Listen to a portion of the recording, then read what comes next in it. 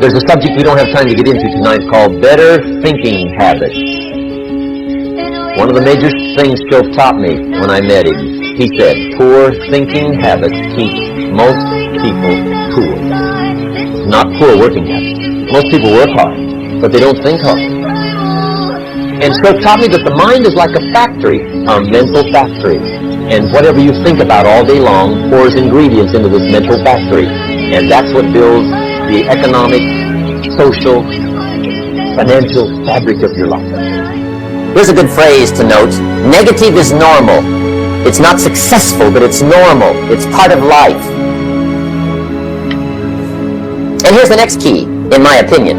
You must learn to handle the negative. Don't ignore it. Handle it. Now, I know some people teach the other way. And listen to them. And listen to me.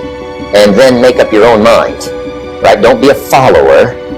Be a student. But I say you got to handle the negative. You don't have to live in it. You don't have to dwell on it. But you do have to handle it. My opinion. I know some people teach, just turn your head real quick and say, there's no weeds, there's no weeds, there's no weeds. They'll take your garden. So you've got to handle the negative. Here's what part of it is. It's called the Great War Between Good and Evil.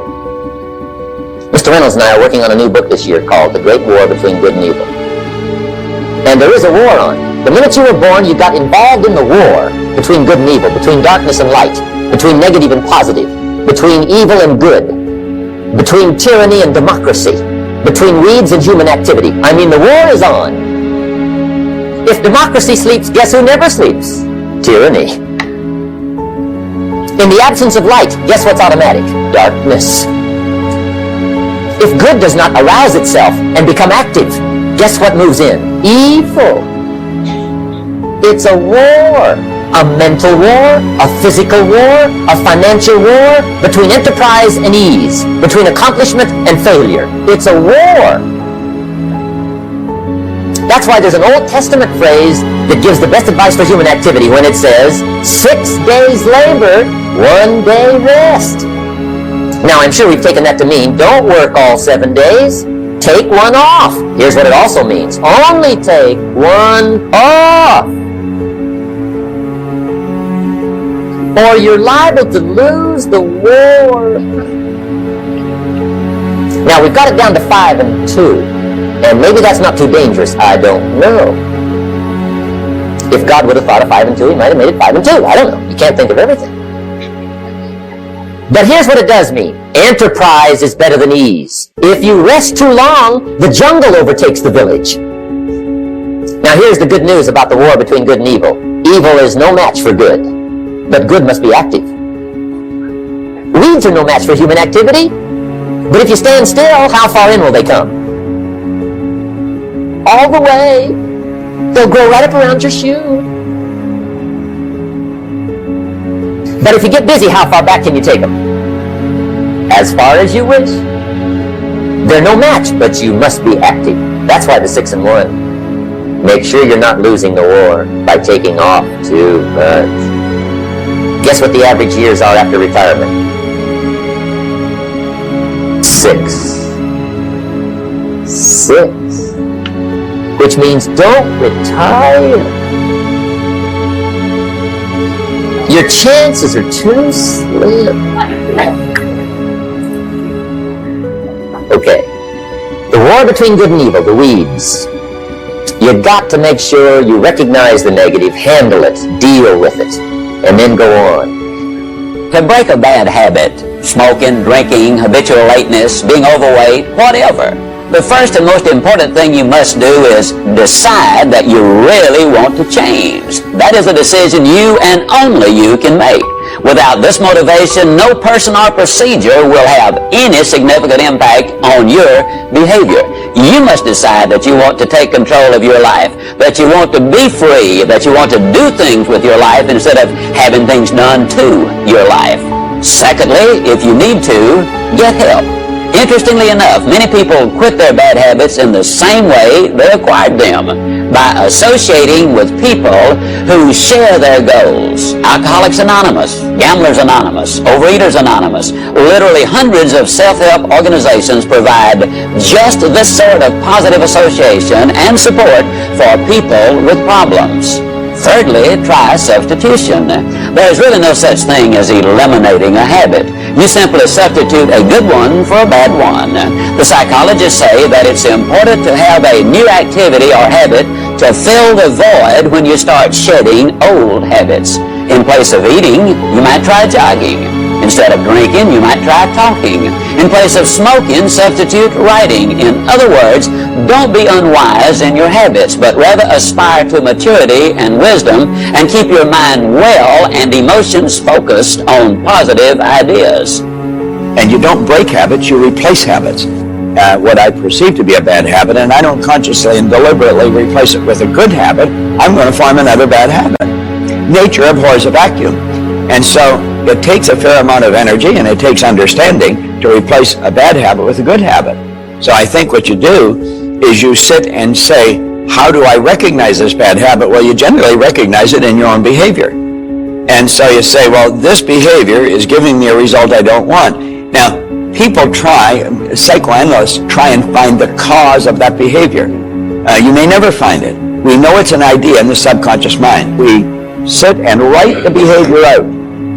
Write it out in crystal clear detail. And then we say, what would be the polar opposite to that? Take another sheet of paper and write out what behavior would be the polar opposite to the one you want to get rid of. And write it out. Take the negative one and burn it, literally burn it. Now that's merely symbolic. It's like lighting a candle in a cathedral. I mean, it's symbolic. You take the positive one and you keep writing it every day. Write it every day. Read it frequently. Write it 4 or 5 times a day. Read it frequently. And you will eventually lodge that idea, or as James Allen put it, you will deposit it in the treasury of your subconscious mind. And once it begins to take root, it takes the power away from the negative habit. The negative habit actually dies from a lack of nourishment, and the positive one takes over. I have done the work, and what I know is that true change comes down to 5-second windows. That moment that you know you need to do something that feels slightly uncomfortable, and your resignation, your excuses, your self-doubt start cranking up in your head, you gotta move. You have to move. And so what happened for me is I invented a hack, a brain hack. It's the stupidest thing in the world, and it turns out that it's actually tremendously profound and powerful at a neurological level and at a scientific and a psychological level. When I invented it, I had no clue what I had invented. And it took me about 3 years from the moment that I invented it to actually realize that, holy shit, I think I've discovered the secret to changing anything. So I called it the 5-second rule because I never intended to talk about it. It was a cheat to beat the alarm clock. Here's how it goes. The alarm rings in the morning. Most of us don't want to get out of bed, right? But we know we should. So I would go 5, 4, 3, 2, 1. The moment the alarm rang, 5, 4, 3, 2, 1, just like NASA, what they do, they count down to launch a rocket ship.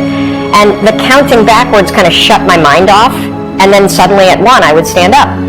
And I would use this every single morning to get out of bed. And 9 years later, I still use it every single morning to get out of bed. I think some behavior you can learn and automate, other stuff that you don't like doing, you're going to always have to push yourself. That's just how it is. And I noticed 2 things as I started to use it. I noticed that window where I'd be lying in bed and I'd have the knowledge that I should get up, but in my body I wouldn't feel it. And as I lied in bed, and you can try this tomorrow morning, set your alarm earlier than you normally do, and watch what happens. The alarm will go off, and your mind knows that you said you would get up. Your mind has that wisdom. Your gut has that wisdom. It's holding on to it, and then it starts to kind of nudge you with a little guilt. And then what will happen is all of a sudden you'll start talking yourself out of doing the thing you said you would do. And it happens in less than 5 seconds. And so what I know is that those are 2 different parts of your brain going at once. And if you go 5, 4, 3, 2, 1, you interrupt the habit of self-doubt and the habit of talking yourself out of it and shutting down the part of the brain that actually minimizes your power, and you awaken the part of the brain that is active in functional MRIs when you're trying to change. And so all you need to know to change anything is, A, you're never going to feel like it. You're never going to feel ready to start that business. You're never going to feel ready to have that hard conversation. You're never going to feel like getting out of bed. You're never going to feel like it's a good idea to apply for that promotion. We're designed to stay comfortable and safe. So if you know that you're A, never going to feel like it, and B, that no one's coming, it's up to you. You're not a kid anymore. I'm dead serious about this. Like so many of you are waiting to be picked. By who? Are you making the most of your life? And the answer is yes, if you pay attention to what you do in 5-second windows. Are you the kind of person that when your instincts come alive and they want to nudge you to go talk to that cute gal across the way or raise your hand in a meeting and share that idea? Are you the kind of person that pushes yourself to step into that? Or do you pull back? That's the power of a 5-second decision, because you can't choose how you feel. You can't. Yeah, maybe you can go and become a Buddhist monk and meditate for 4 months and get full control of your physiology, and yeah, technically you can control how you feel, but you and I can't. We got a job, you got kids you got to raise. You can't. That's not possible. So you can do something else. You can actually disregard your feelings. You can become the kind of person that is so in tune with the values that you have and what you actually want, that when feelings rise up, you can choose to act however you want despite them. Even if you're tired, you can still go to the gym. Even if you're annoyed with your spouse, you can still speak in a manner that's loving. Even if you don't feel like doing that hard work, you can still push yourself to do it. Your feelings aren't a choice. Your behavior and your thoughts are always a choice. Our lives are mostly affected by the way we think things are, not the way they are. The way we think they are affects us most. One of the major things Shove taught me when I met him, he said, poor thinking habits keeps most people poor. Not poor working habits. Most people work hard, but they don't think hard. And Shove taught me that the mind is like a factory, a mental factory. And whatever you think about all day long pours ingredients into this mental factory. And that's what builds the economic, social, financial fabric of your life. He quoted me a Bible phrase that says, as you think, so you become. How awesome. When he talked about poor thinking habits, he had me. I used to start the day reading the morning newspaper. I mean, you can believe that or not. I'd get a cup of coffee and read the paper. I'd load up on wars and riots and murders and stabbings and killings and bank robberies and muggings and car wrecks and tragedies. I'd even read the back pages. I seem to like that stuff for some weird reason. I'd load up on all that, and then I'd start the day. You can imagine the kind of days I used to have. You walk around on your financial knees. They call you economic peewee. Pessimism, the deadly disease of always looking on the bad side, the problem side, the difficult side, checking all the reasons why it can't be done. The poor pessimist leads an ugly life. He doesn't try to figure out what's right. He tries to figure out what's wrong. He doesn't look for virtue. He looks for faults. And when he finds them, he's delighted. How ugly. This is the poor guy who looks through the window, doesn't see the sunset. He sees the specks on the window. And this is the poor guy, right, who rushes up, takes such leave of his senses. This guy rushes up and he says, I've got 5 good reasons why it won't work. He's so dumb he doesn't know. All he needs 1. He's got 5. To the pessimist, the glass is always half empty. To the optimist, the glass is half full. Why would the same measure affect people 2 different ways? Answer, it all depends on how you look at it. Well, I like to interview people, and I ask them how it's going. And I ask them, if it's, what kind of day is it for you? And if the weather enters into the picture, then I know that it's not mental, because the weather is an external factor. So if the externals in life are the things that determine whether you have a good day or not, you're being, if you will, you're a thermometer. A thermometer is a passive device that lays there and tell you how the world is doing on the outside.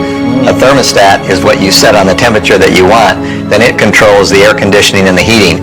If you look at your body and brain as the hardware in your computer, and you look at the software as the things you put in your mind, you have a software program that drives the hardware. So the software is what you need to program with the instructions to have the computer follow directions. And so you tell the computer what you want it to do, and the software program determines the outcome of what the computer does. Most people don't know how to program their software to get the outcomes they want. It's being programmed by the evening news. It's being programmed by sitcoms, reality TV shows, commercials. They tell us what to eat. They tell us what to buy. They tell us how to dress. They tell us what to think. They tell us who to vote for. And we just listen and we say, wait a minute, I'm too smart for that. I'm not going to pay any attention to that. Too late. Observation, imitation, repetition, habit, secondhand smoke, secondhand violence, secondhand... It goes in and sticks, and even if we don't want to do it, we do it anyway. That's called the perception to buy. The advertising manipulates perception, so you buy what they want you. And the same thing is true with self-talk and controlled thinking. Makes you control your habits so that you do maybe what's good for you. And the question is, who's putting what into your mind? Is it junk food in your mind, or are you putting in some stuff that really makes your mind work well? There's been a misnomer. In other words, you really don't learn while you sleep. So sleep learning, the Russians tried it, and the important thing about sleep is you need to dream. And you dream about every 30 to 40 minutes. You go down into a deep sleep, come back up and have a dream. So you have so many dreams per night. If you tried to learn stuff while you're asleep, it would interrupt your dreams, and you would be irritable, and you would actually be a little bit paranoid. So the best time to get inputs is when you're relaxed, not paying any attention to it. And that's where television and commercials and radio and all these things have the biggest impact on teenagers, because they're really not paying that much attention to it. What they say is, look, the lyrics don't mean anything to me. I like the beat, but the lyrics, I don't pay any attention. Well, the truth is, they don't have to pay attention, because it's going in and sticking anyway. Hypnosis is when you learn when you're relaxed and you repeat things, but you didn't remember that you learned them. So you dehypnotize people by helping them take in stuff that's good for them, rather than not recognize they're taking in stuff that's bad for them. So obviously you have to read a lot of books, listen to a lot of programs, listen to positive radio, watch the Discovery Channel, watch National Geographic, listen to great music, and go out to ethnic restaurants and watch people who are doing great things, and really get involved with people who are trying to make a difference in the world. And the next thing you know, you say, wow, some of that stuff's rubbing off on me. The kids back in Danbury, Connecticut, high school, they're asking me questions one day. I'm talking to the kids. Kids got good questions these days. One of them said to me, Mr. Rohn, how do you build the good life? I said, it's simple. It's not easy, but it's simple. Here's how you build anything. Select the right ingredients, keep out the wrong ingredients, and it starts with thought. Everything starts with thought. So you must be wise and careful what you think about, because that starts everything.